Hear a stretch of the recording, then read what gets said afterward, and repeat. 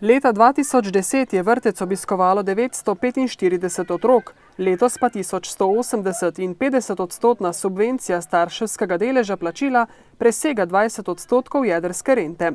Po novem sklepu velja, da subvencija lahko znaša do 50%. To pomeni, da se bo odločilo glede na porabo preteklega leta o višini te dodatne subvencije staršem.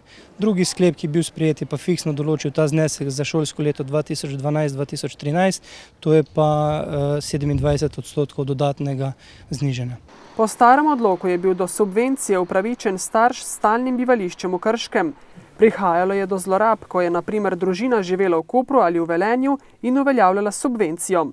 Našteli so okrog 60 zlorab, zato je odlok spremenjen, da se dodatna subvencija upošteva izključno za tiste otroke, ki obiskujejo vrtce, katerih ustanoviteljica je občina Krško, razen izjemoma v primeru, da šolski okoliš neke druge šole sega v naše področje.